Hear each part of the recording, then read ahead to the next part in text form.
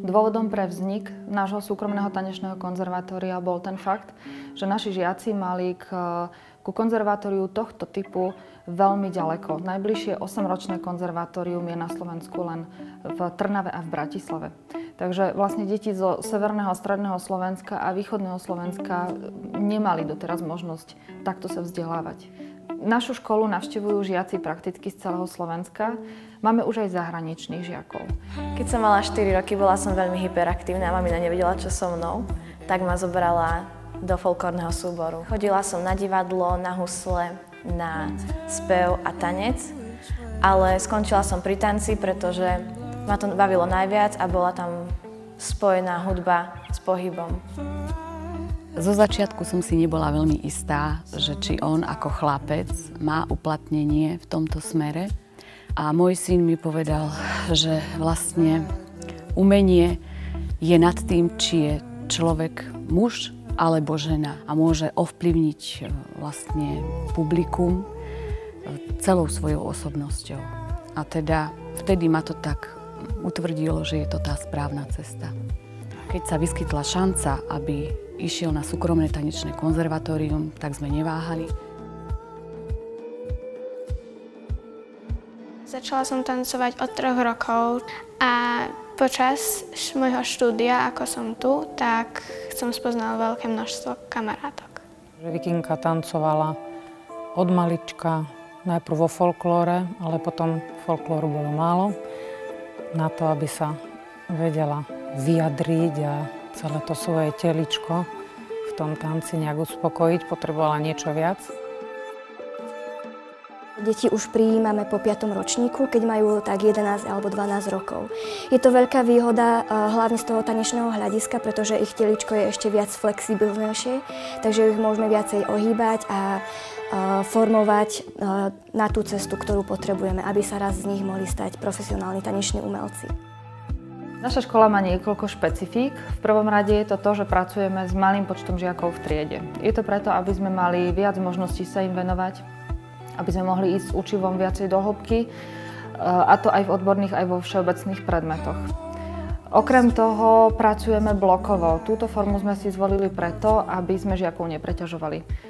Používame aj projektové vyučovanie, snažíme sa čo najviac pracovať v počítačovej učebni a snažíme sa byť ale v prvom rade školou rodinného typu. Takže veľmi si zakladáme na tom, aby bola u nás dobrá atmosféra, aby si učitelia so žiakmi v prvom rade rozumeli, aby bolo deťom u nás v škole dobre, pretože potom aj to učenie je pre nich príjemnejšie.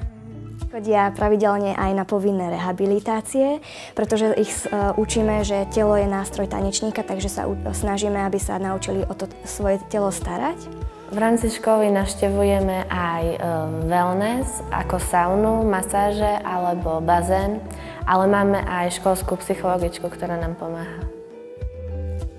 Žiaci sa už vlastne od tých nižších ročníkov učia sebadisciplíne, sebakontrole, čo je veľmi dôležité hlavne v tancovaní. Taktiež ich učíme estetickému cíteniu. To znamená, že oni sa už potom aj pozerajú inak na ten svet, vidia tie krásy okolo seba cez to umenie. A potom to, čo vidia naokolo, dokážu stvárniť napríklad tým pohybom.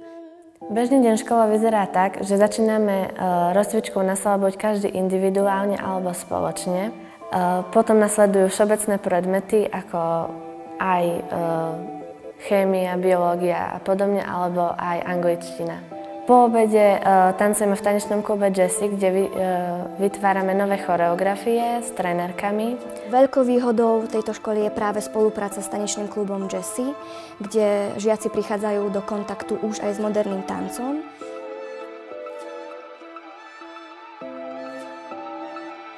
Na rozdiel od iných konzervatórií, my zaraďujeme do vyšších ročníkov aj povinný strojopis pre žiakov, rovnako jednoduché účtovníctvo a základy administratívy. Je to preto, aby v budúcnosti mali aj možnosť zamestnať sa aj po tej aktívnej tanečnej kariére. Ja som sa rozhodla pre štúdium na tejto škole, lebo ma veľmi baví tanec a v živote by som sa chcela stať aj významnou tanečnicou. Tak túto školu som si vybrala preto, lebo ma veľmi zaujala aj to, že je 8-ročná a že už po strednej škole bude mať taký nejaký ten titul. Absolvent našej školy získava akademický titul Dis Art za menom. Znamená to, že bude diplomovaný umelec.